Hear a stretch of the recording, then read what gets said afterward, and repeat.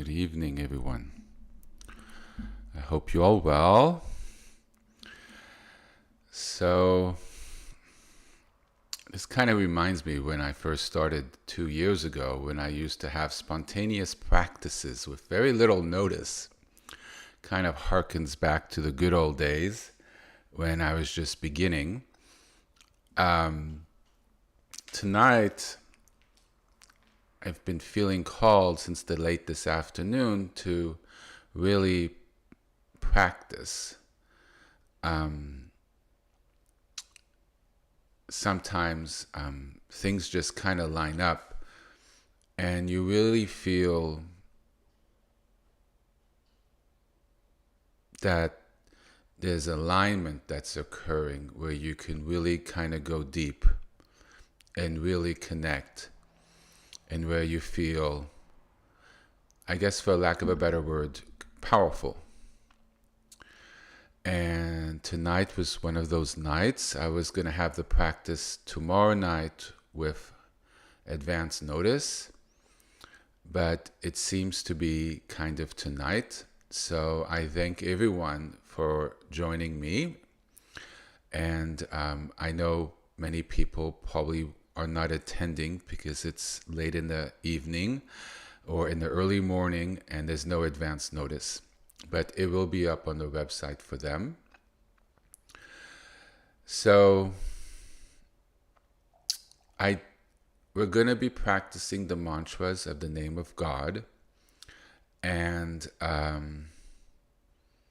we're kind of going to let go into it, and I'll be guiding you. I don't know how much I'm going to say. I don't know how long this is going to last. When one practices, one lets go. Especially when you're working with the recitation of a name of God, it's implicitly, it is intrinsically, yet another complicated word. It is the definition of trustworthy.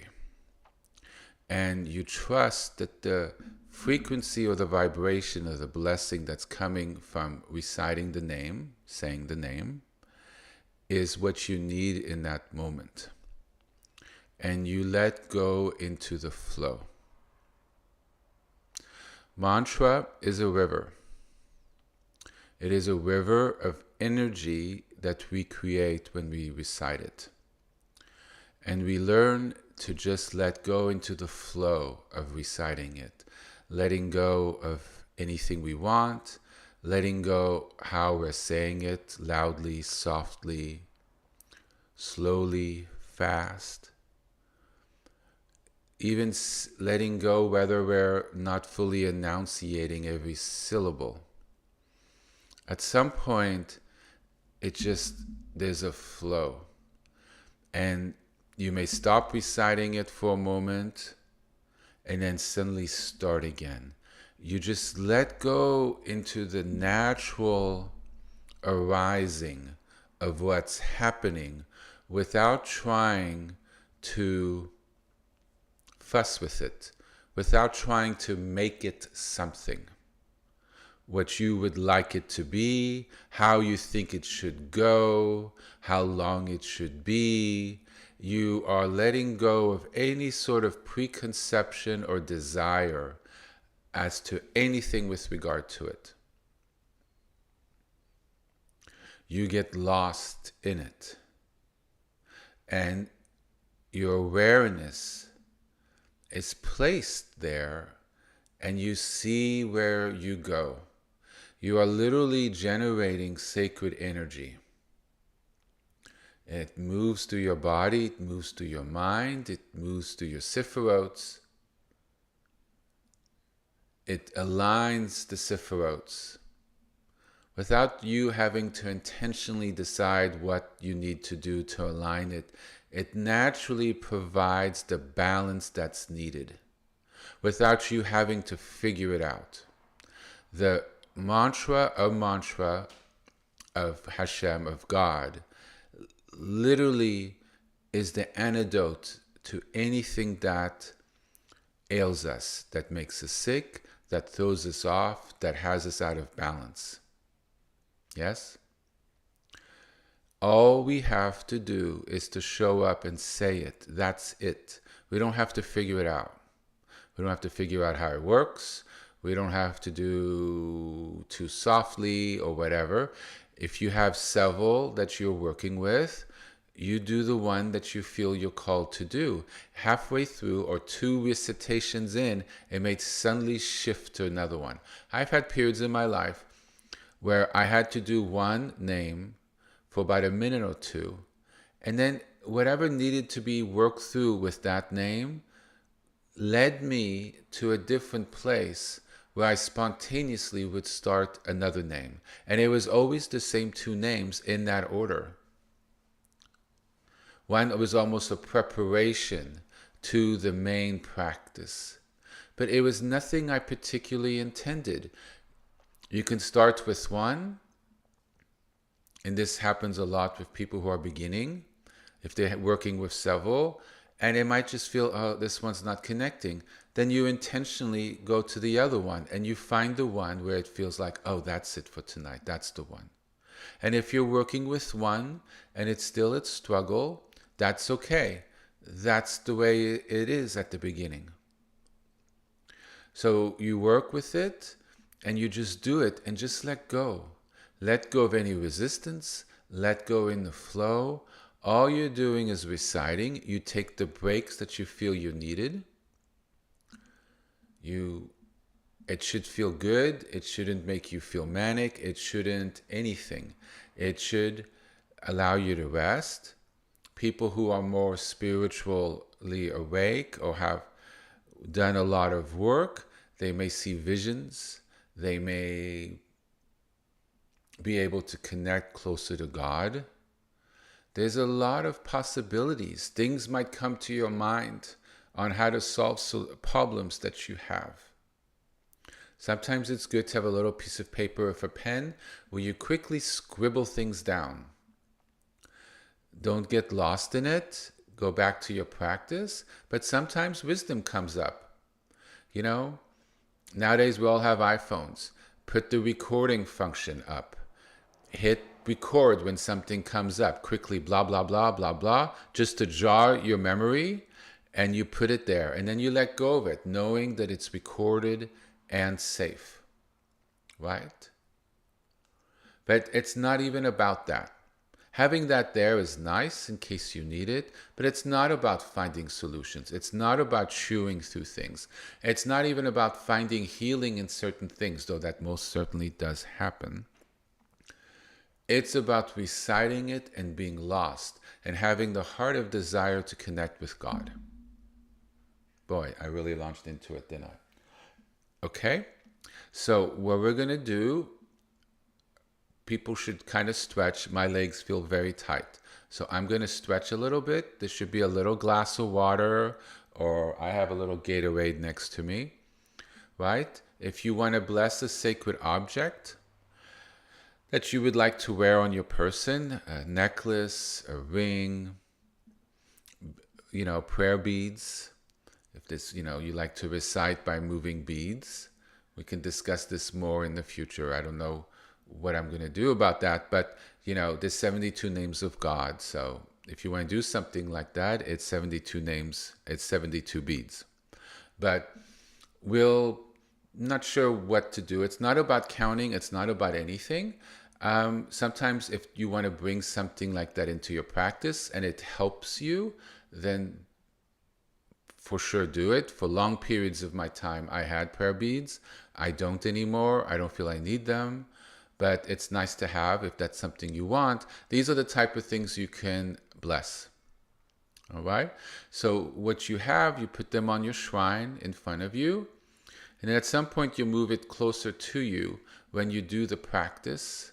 And we'll infuse the name of God you're using into the metal.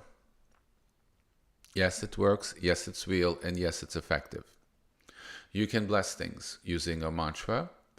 And you bring in that spiritual energy and you ask God, Hashem, to put his blessing into it. So when you wear it, you can feel that energy. And the more you bless it with time, the more you ask God to bless it, the more you hold it in your practice and blow into it after or during your mantra practice, the more energy is infused in it. And the more that you treat it in a sacred way, it could always be on your body. It doesn't need to be treated any differently. You could shower with it, everything with it. If you don't take it off, that's fine. But you're always mindful that it's more than a ring. But, you leave it on your hands for everything. It's not a problem. It doesn't need to be treated any differently, but you are mindful that it is a sacred ring. And you always try to maintain, when you look at it, oh, the energy of God's in this.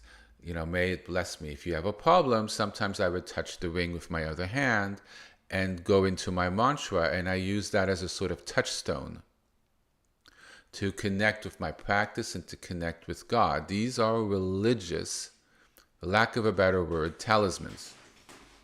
One moment. My cat desperately wishes to go into the other room. Hold on.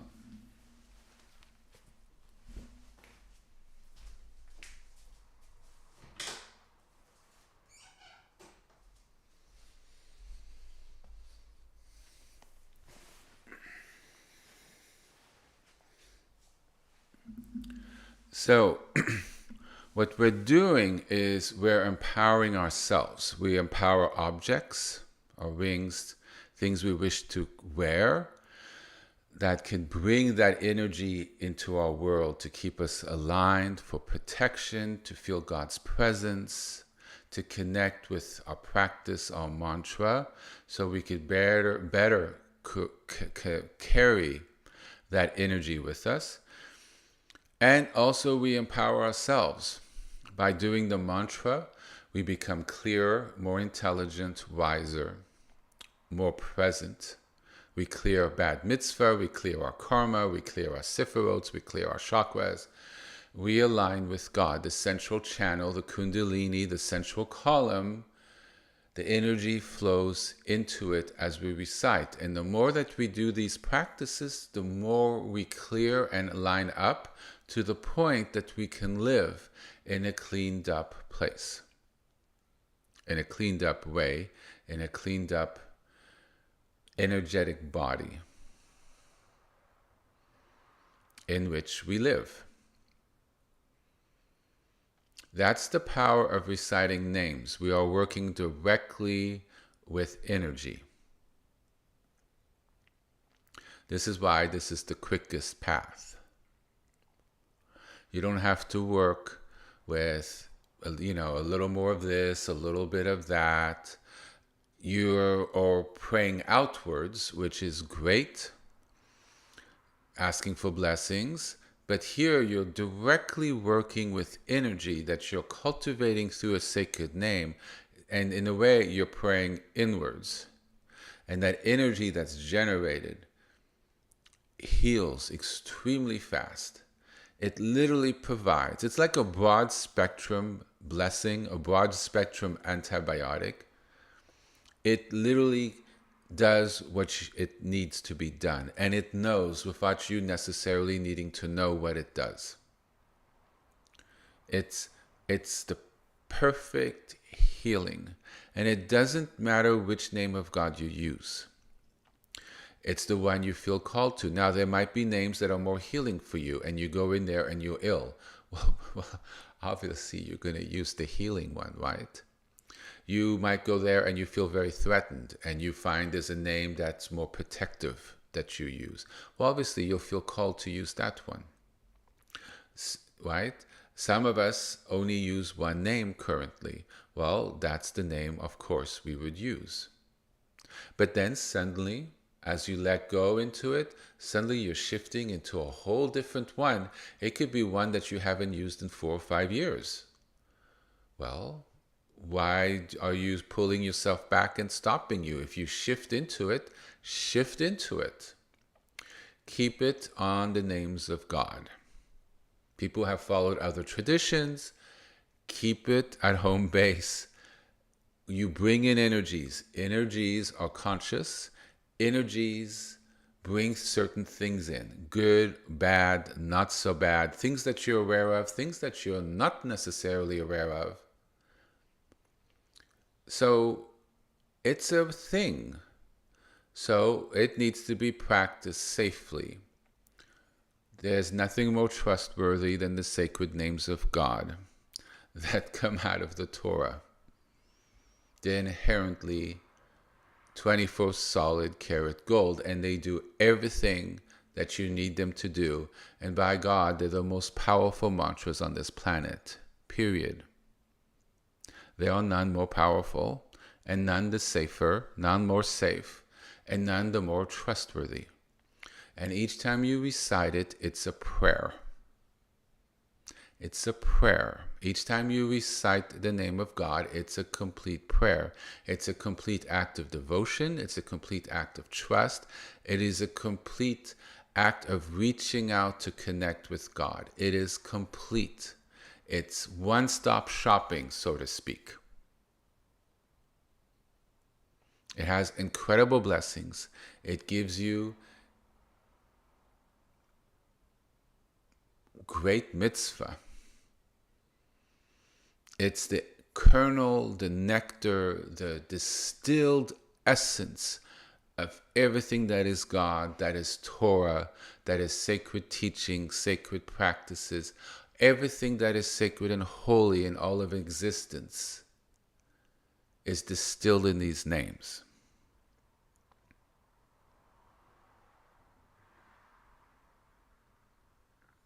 Yes? And they'll manifest in what you need. So don't think you'll be overwhelmed or overpowered. It won't do that.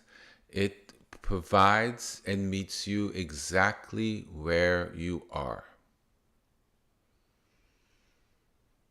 Right? So if you're learning, don't think you're going to step into a Ferrari and you're going to get scared. That's not what's going to happen. It's literally going to hold you by the hand, and you'll go on a journey with the name. Every name of God is a journey. And you learn how to walk with it, how to live with it, how to grow closer to it. And as you do it more and more, it unlocks to ever deeper blessings, ever deeper power, ever deeper abilities, and ever deeper connection and union with God. It lines us up, clears our sefirot, unites us with the Shekhinah.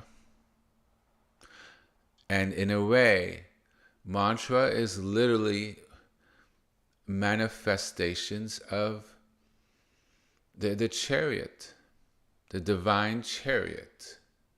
And as we do it, we are infused with it, and we're carried, and we're guided, and ultimately we're led home to Him during our lives, and when we really head home, when we lift from our bodies.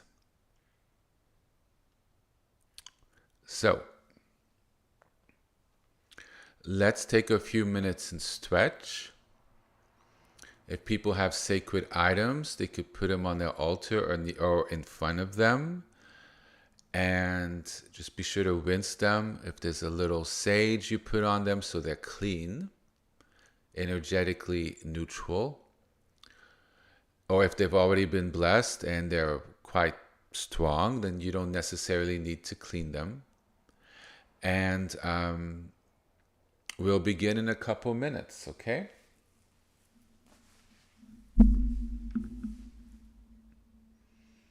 Light your shrines with a candle and put up the incense when you're ready to begin, and then sit back and then do a little bit your breathing exercise. We'll do it together. And center yourself. So if you're already ready to go, just center yourself. And then we should all light an incense stick in a couple minutes, even if you've already lit one, to kind of bring in that prayer space and that offering to God as we launch in this prayer together.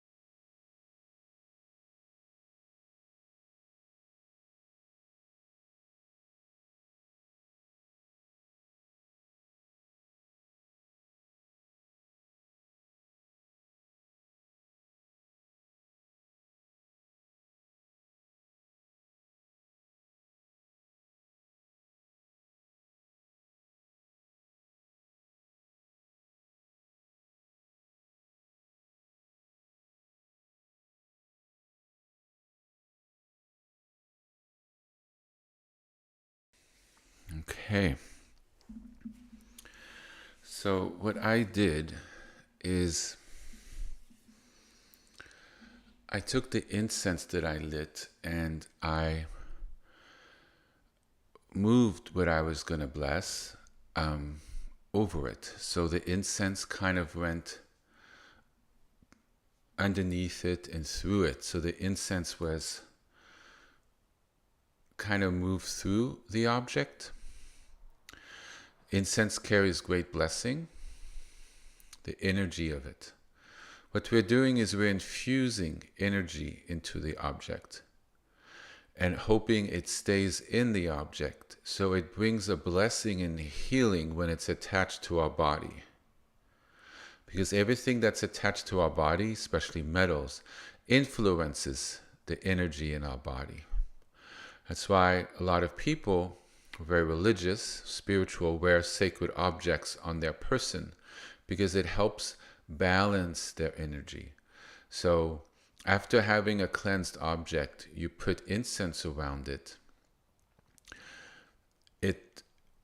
Especially if you feel it's a very holy, sacred, grounding, beautiful smell, the metal will take that energy into it. And I always like doing that before I bless it. And often, when I'm not wearing something that I've blessed, I always put it on my altar. So it stays in a place where it's continually being prayed over. And I often sometimes put the incense over it to reaffirm its sacred nature and to have that sort of incense go through it. There's two things going on here. One, it does become blessed by the nature of the mantra, period. It might be a leap of faith, but that is what is happening. Okay? That's just the spiritual energetic law. Okay? It happens. It's just what it is. It's what happens. Number two, psychologically, if you treat something as sacred in your subconscious and conscious minds, you will view it as such, and it becomes a self-fulfilling prophecy. If you don't treat something with respect, how are you going to feel that it has spiritual power to heal you? By the lack of respect, you're disconnecting yourself from the object energetically. So even if it is blessed, which it is, your lack of treating it with respect and viewing it as being empowered and blessed will cause a disconnection from that. And ultimately, if you don't treat it with respect, the blessing from the object will probably leave. Just what happens. But then, if you're not mindful about something or whatever, you just pray over it and it's back. This is a relationship you have with your sacred objects. And so if you don't wear them, you put them somewhere safe. You just don't throw them in the back of a drawer or somewhere. They should be on your altar because they're objects that could infuse into your practice. Okay? So we're going to begin. And I moved what I'm going to bless closer to me so I could reach it while I'm doing the mantra as opposed to being further away on my altar. So I'll give people a minute or two to put the incense over their things. And then we're just going to go into the practice.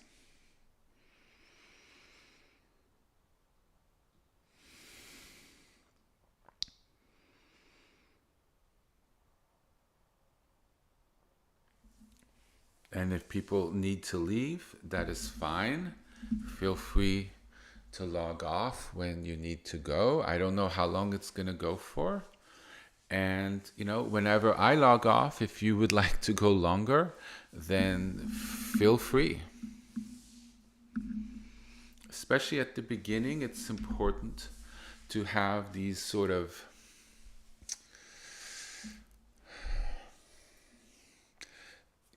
more formal practice where you sit down like the shrine and doing it, in a structured way as you gain the ability. But honestly, you can do the practice on a bus. You can do it, well, when you have the ability, you could do it when you're walking and maybe even driving. But you need to be pretty practiced that you don't lose your attention and have an accident. So I wouldn't recommend it until you're pretty well skilled and you have an understanding on how to work with it and the effect it has on you. But it could be done right before you go to sleep. It could be done in the shower. A very powerful time is to do it in the shower and asking to be cleansed and aligned while the water hits you and you're cleaning your body. That's actually a very, very, very, very powerful practice. So there's a lot of opportunities. You could use it to bless your food. You're ill, you could ask it to bless the medicine. I've spoken about that a couple times before. I don't want to go too much into this now because this is not Sunday and I don't want to give too much on a night which is kind of a last minute teaching. So, but I believe you're getting a sense that there's a whole lot to a recitation of a divine name and a whole lot that it could bring into our lives. It's one of the first things I taught about a year ago is when I first, no, a year and a half ago is when I first started discussing the names. And, by getting into the practice of concentration, by breathing, aligning up, bringing the object, your mind and your attention back to the object of your meditation, you bring strength to your practice, the ability to focus, the ability to be present. These are skills that make mantra recitation that much more practiced. The calmer your mind, the more present you are in what you're doing, the more powerful the practice will be. But the practice also in itself makes you more present and more mindful as well. So it's a tool to get there. And if you find that your mind has wavered away as you do the practice and you're thinking about something completely off, not related, it's okay. We're all practicing. You just bring it back to the name and you continue saying the name. You could view it as energy moving through your body. You could just say the name. You could say it out loud and then it becomes soft, becomes a whisper. It's just reciting inside. It works through different stages. Eventually, people who have practice in it, it's done silently within. But sometimes you want to bless a space and you want to say it out loud. And you do that because you're putting the energy outward into the physical space through a sound. But if you're further along, you don't even need to say it outward because by saying it inside of you, you could channel it through the energy of your body outwards, not necessarily needing to use the vibrations of your voice. So as you see, there's many different levels, which is what I call spiritual power. But it's like anything. You learn to play tennis, you start, and then you grow and grow and you learn, and everything starts to develop. It's no longer a ball and a racket. It becomes a whole thing that flowers from that. Yes? And so as we practice, mantras begin to bloom within us, and they unlock a whole world of energy. And we become empowered to work with ourselves and our world in an entirely different way. We literally are able to better sit on our horse.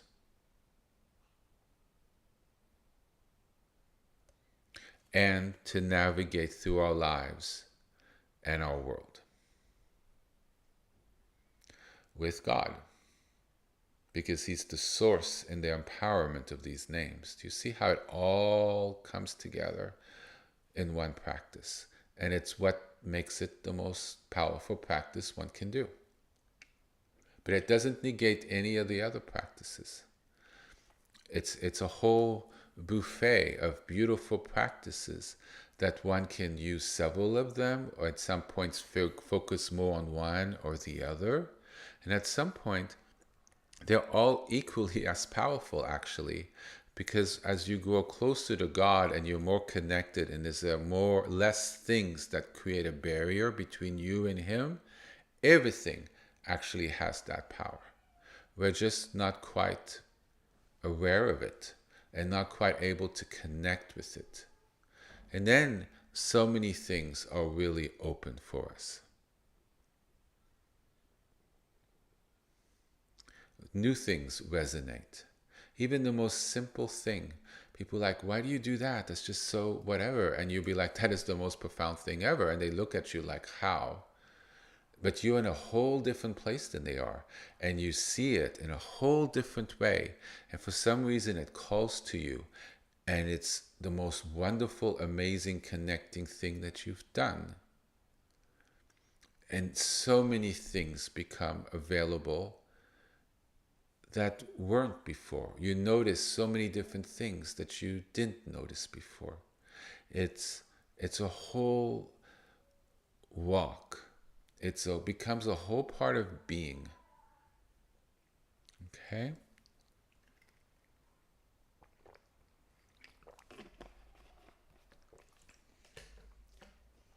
So let's begin in a minute. I'm going to close my window.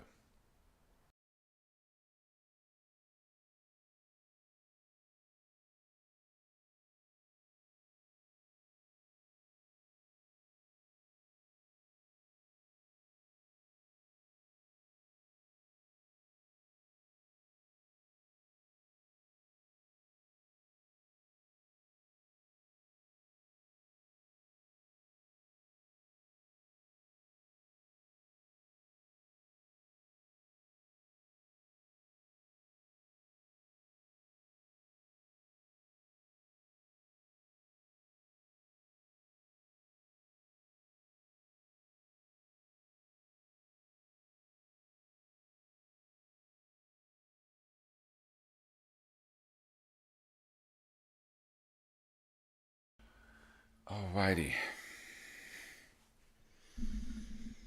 Are we ready? Okay.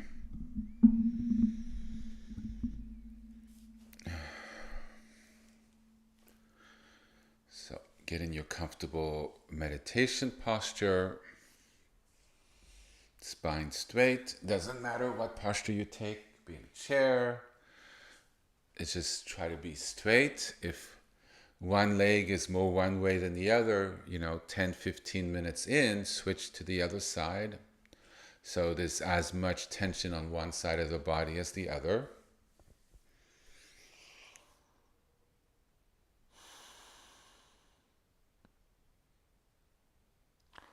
Hands together. Breathe and connect.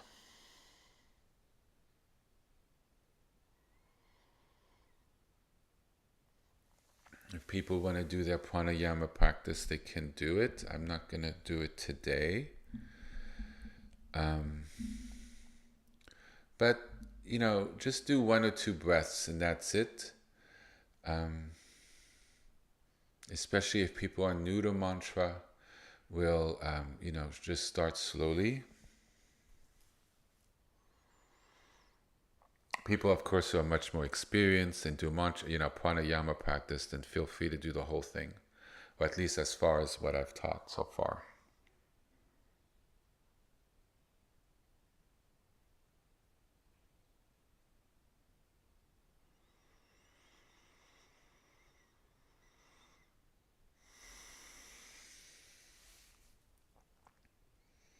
So for those who are not doing it, just put your fingertips together, line up, breathe, relax, and center.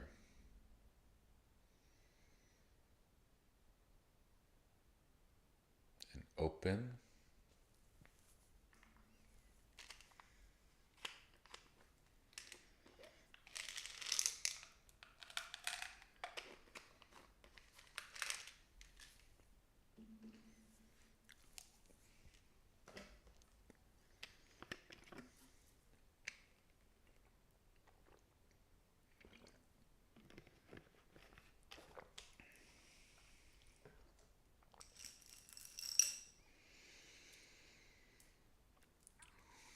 So often when I start slightly out loud for a couple times, and then I go quiet. And it can go in a rhythm. I don't know. I'm gonna let go. Um, and you work with the practice you do. And if what I'm saying is distracting to you or the guidance and you don't wish to hear it, you could just turn down the volume. This is about everybody's practice, and there's great power in practicing together. And, I'm sort of sharing what I've learned and providing guidance. And so feel free, to go back to this a couple times to pick things up. And then ultimately, it's about you to find the practice in the way about going about it that works for you. There is no right way. It's the way that helps you connect the most. For me, often the deepest, most powerful practice is at night. So I'm not surprised this is happening in the evening so late. But I mainly do most of my practices in the morning because I'm not tired. But if I ever want to go deep and really connect with God, I do it at night. For me, there's a lot of sacredness at night. The quiet, the peace, the stars, the moon, the more quiet energy. It's a time of reflection. It's a holy time. And that sort of environment goes into one's practice. So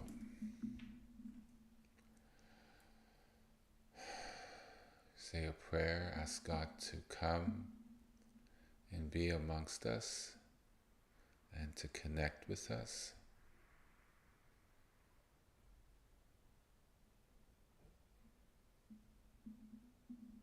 And we begin.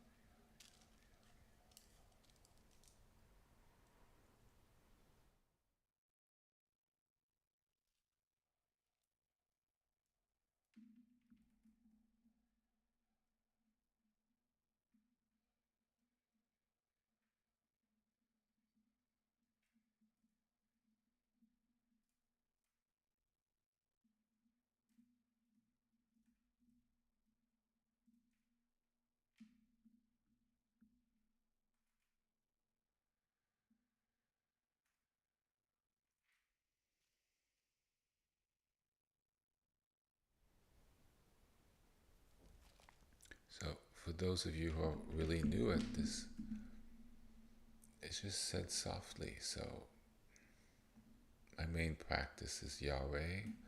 So it would go like this. I say that inside without having to say it out loud. But sometimes it's a bare whisper as well.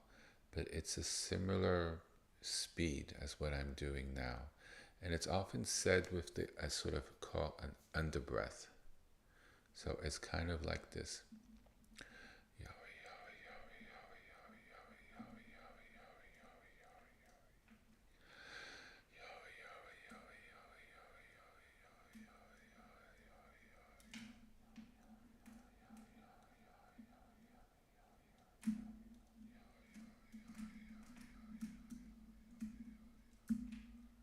So it's not so much I'm saying a name, is I'm allowing the flow of the energy to sort of say the name for me, if that makes any sense. It's a rhythm, and you let go into the flow of the syllables, and you just, on the in-breath, and you breathe out-breath, you say it, and then you inhale, and you can say it on the out-breath, but with time, you can say it both on the in and out-breath, and therefore it becomes continuous. But then you could also stop for a while. It doesn't need to be loud. And it could be inside, and it could also be slowly, and it could also be really fast. If you go in really agitated, you could be saying it really fast, and that's fine. The mantra will actually help you slow down. And you try to focus inwards as you're saying it. You're not saying it so much outside of you unless you're trying to bless a room or bless a space, like blessing your meditation space, blessing your altar, blessing sacred objects. You kind of say that out loud towards it.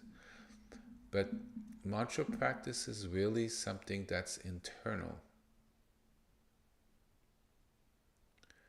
It's that inner heart, that inner connection. And so we focus our awareness inside. So often they're recited when you have your eyes closed. It's a dance. Okay, so let's practice together, my friends.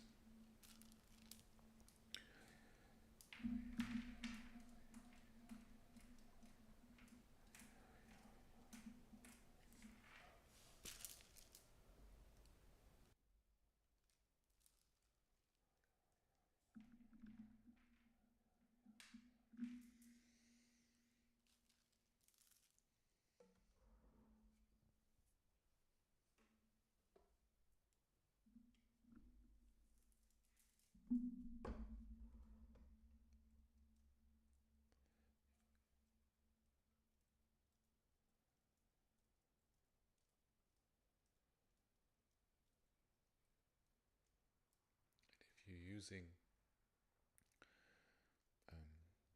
prayer beads, which for some reason tonight I find myself using, you don't necessarily need to count them. You don't count in the way I was taught. The number doesn't matter. I'll discuss this another day. And it's almost a form of concentration. As you're saying it, it's not necessarily one mantra per bead. You're kind of moving it through. Or it could be one per bead if you wish. But it's entering into the flow, into the recitation. And if you're saying it relatively fast, like I am, then your hands are just moving along with the beads. I've done it so long with the bead that it helps me focus and enter into the prayer and to release. And it also blesses the beads. So you could wear it and then you literally have the energy of all those mantras you said there to help connect, to put you in a prayerful space in the midst of chaos of everyday life. And especially at the beginning, it's helpful.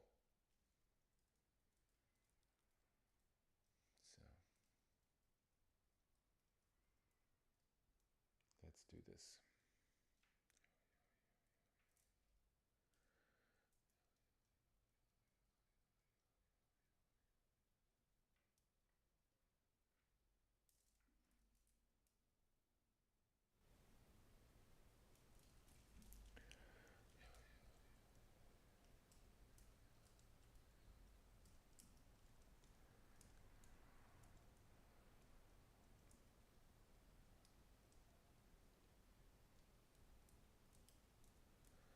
You could also have your eyes slightly open and looking at the candle.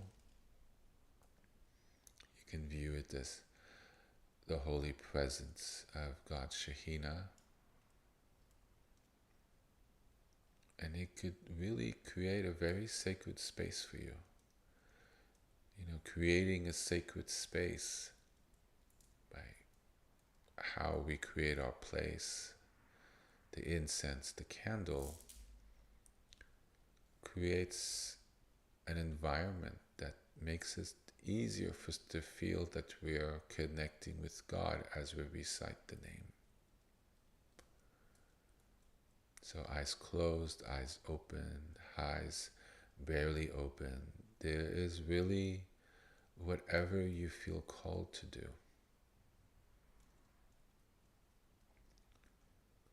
But we're working on the recitation of the name, nice and relax. You shouldn't feel amped up about it. It's just an even, smooth flow.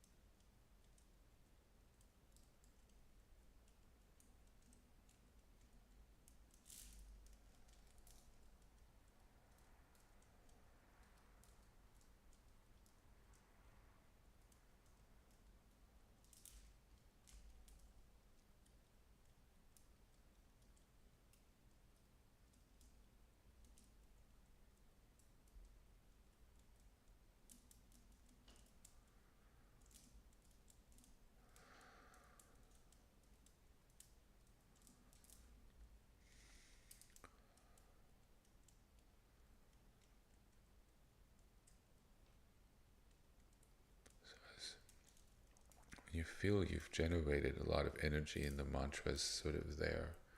You pick up what you wish to bless, and you can do this several times during your practice. You hold it in your right hand. The right hand is where energy leaves your body. Left hand it comes in, the right it leaves.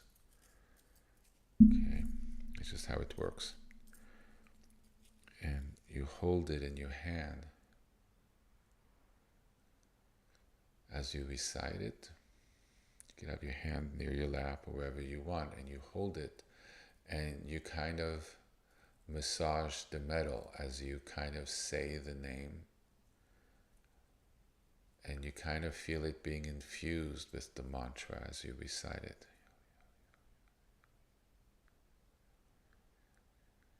So the mantra is going through your body because it's been said for a while, and then it's going into the metal.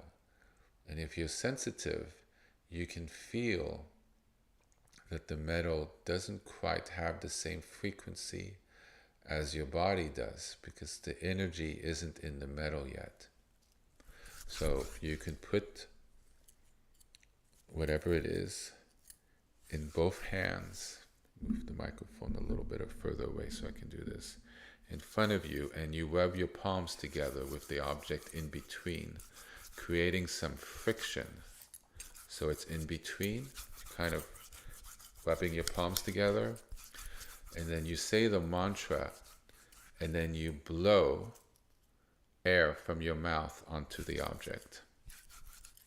Air, breath is life. It has chi, it has the Shekhinah in it. Breath is literally the embodiment of life. When you have the mantra and you're saying it, the mantra is contained in the breath. When you blow on it, you're empowering and passing life energy through the breath infused with the mantra onto the object. It literally transmits the blessing onto the object. Okay, so you put your hands together, you rub, You say the mantra,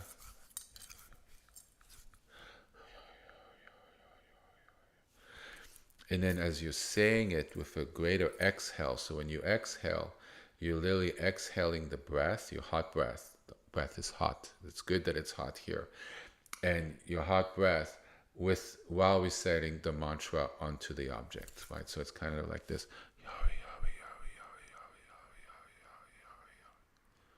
You see? So you do that, you rub the palms together, you're saying the mantra, and then you kind of have it together, but on the top there's a little opening, and that's where you blow while saying the mantra. You don't blow, but you're exhaling the mantra onto the thing while you're moving it.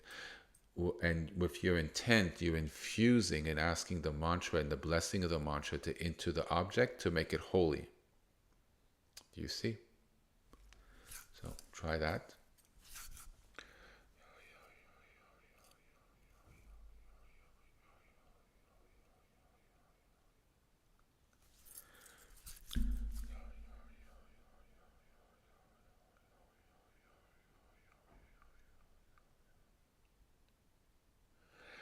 And if you don't feel the mantras that strong in you, you stop, you do the mantra again in your body, and then you go back and you do it again. And you could do it over the course of days and weeks and months. When I started, I didn't feel too much was happening in the object. But I noticed with time, over the course of weeks or months, the object actually became quite powerful. And interestingly enough, people began to notice it and telling me how the energy vibrated from it. So it's a thing, but it takes time. And as you grow in your capacity to work with mantra, you're able to infuse an object within a couple recitations. But that takes practice and time. So you do it, and then as you recite the mantra, to keep the energy, if it still feels a little sharp, and this object I'm working with has always felt a little sharp to me. It's something about the metal. You hold it in your hand when you're reciting it. So the energy that's in your body that's being made whole is overcoming the energy that's in the metal.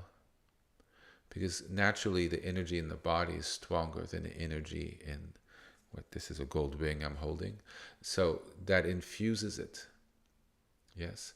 So you put your hand, and then it changes the characteristics of the energy frequency in the metal.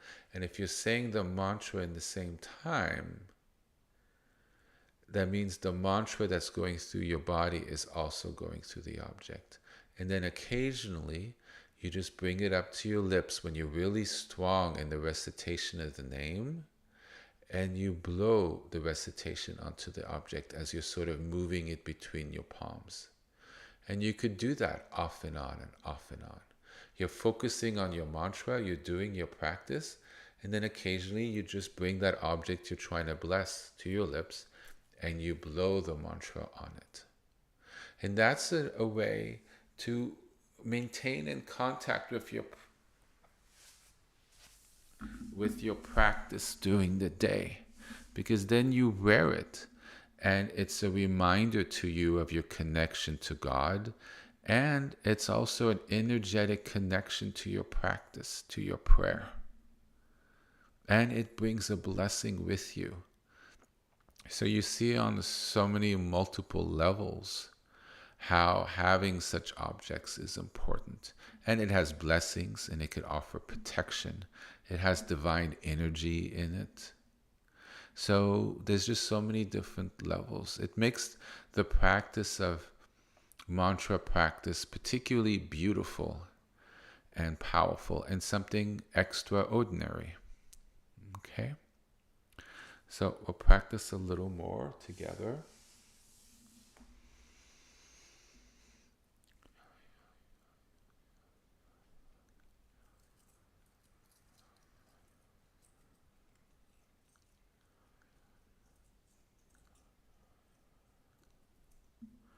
You could also move the object in your fingers as you're reciting, kind of moving that energy in, and any other energy that doesn't work out of it. You're literally infusing energy into a metal. But ultimately, that's not the purpose of this practice. The purpose of this practice is to work with God's name and learn to understand and bring that frequency deep within us down to the cellular level. So let's focus, take a couple deep breaths, look at your shrine. We're going to turn inwards.